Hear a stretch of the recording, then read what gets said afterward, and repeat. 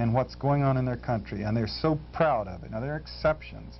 And this is what they kept telling me. They said, get out and talk to people, and you're going to find people who are unhappy, and they're going to tell you problems. And we haven't solved all our problems. Lord knows, every time we solve a problem, we create two more.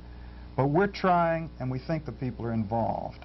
And that's what it appeared to me. They're certainly more involved than they were 20 years ago when they were owned by the mafia. John, did you see evidence of increased democratization going on in Cuba? They had some local elections, I think, last year for the first time, and Fidel seemed to say that, well, before the people weren't ready for elections, but now they've had experience, political experience, education, and they're ready, and we're going to have more and more democracy.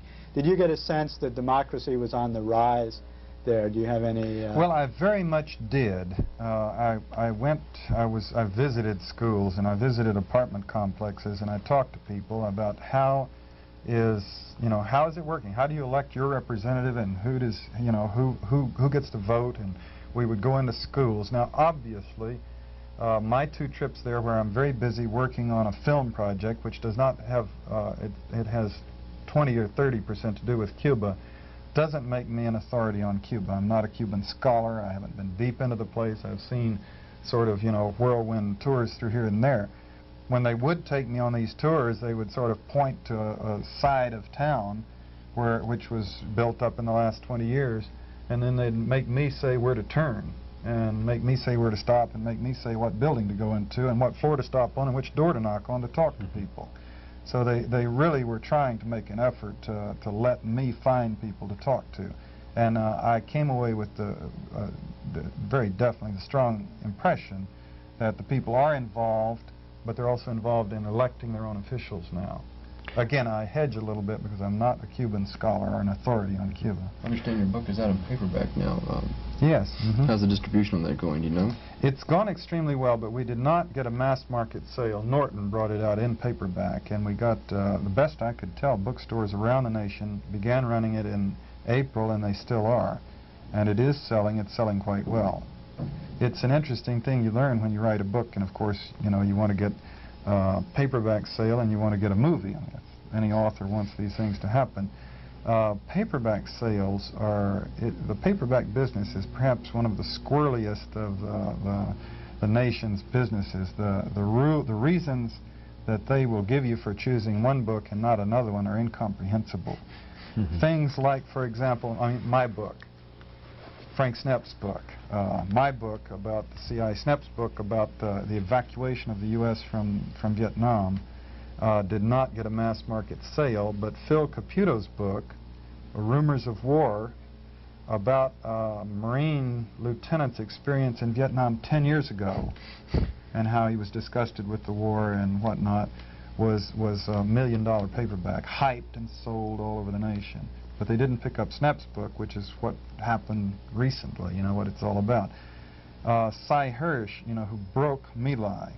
He was in Vietnam, he got onto the story, he refused to drop it, he resisted intimidation, and he cracked My Lai and a series of articles, and he pounded away until he got prosecution on it. He kept after it until he did My Lai. And he wrote a book, and he's a talented writer, and he wrote a book about how I cracked My Lai, the inside story of what all happened trying to get this story out.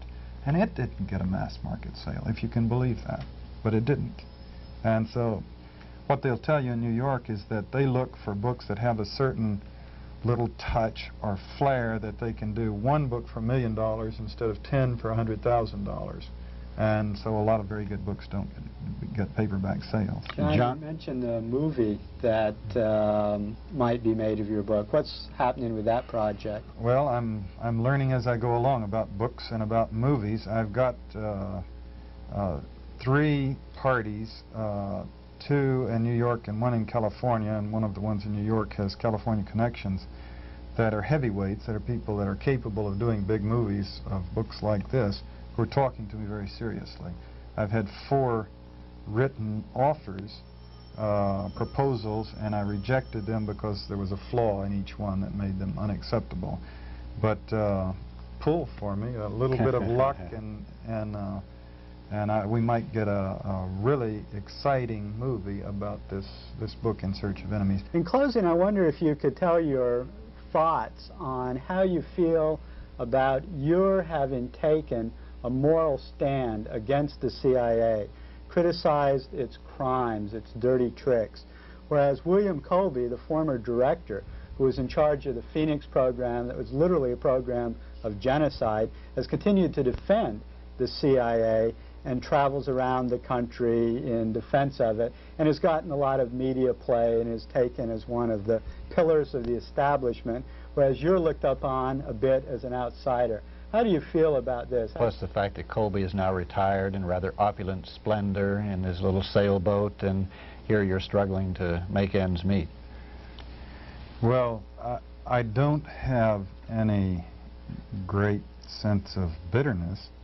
I think it's an unfortunate statement about our society and the way things are, that someone like Colby can have blood up to his armpits. The deaths in programs that he personally ordered and managed total at least 40,000 people dead, and that's just 2 programs. There were a lot of others. And he retires with great dignity, as you say, and honor.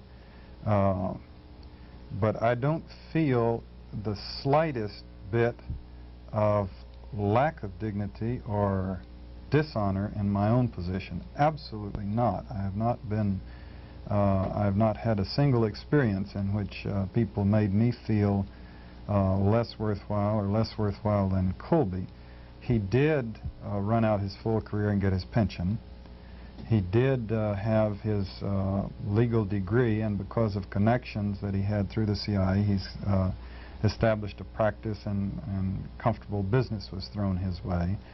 I would say the only thing that, aside from the moral issue of a person who has committed gross crimes against humanity, not nearly the scale and scope of Holocaust, but the same principle, is admired and leads a dignified life.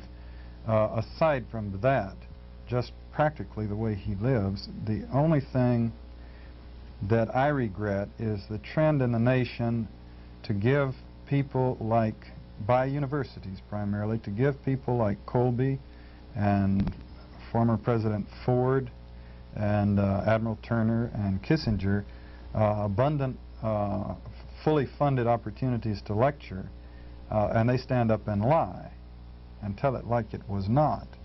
And people like myself who are willing to go before the same groups of people and tell it like it is and tell the truth and tell what happened.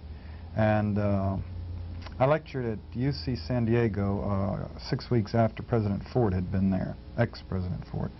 And he had lectured for 1 hour. Much of what he'd said was patent lies, not true statements. He answered 3 questions and left in a limousine and got $10,000. I stayed for about 5 hours talking to those people and did my level best to tell the truth and provide accurate insights, and I got $400. And this is unfortunate. It's a further statement of the trend of the times. The establishment is back in. People like Colby are getting a wider audience. Turner is invited to lecture and permitted to stand up and deliver his lies, and he's funded for it. Yes, I regret that.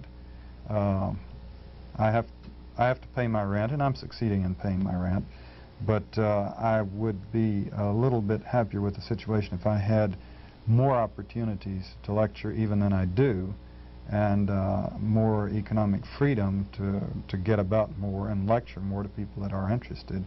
But that's a small detail, and it certainly was not a surprise when let's face it, when you're sitting inside the CIA at the level of a colonel, a younger man, you're not a director, you haven't had national, international prominence, and you quit the CIA and you attack them, you write a book exposing them. You don't expect to have the CIA and the establishment pat you on the back and buy you a limousine and set you up for life. You know that you're going to be a little bit of an outsider at best. In fact, you worry about things much more profound than that. Are you going to survive? Are you going to be hurt? Are your children going to be hurt? These are the things that you think about.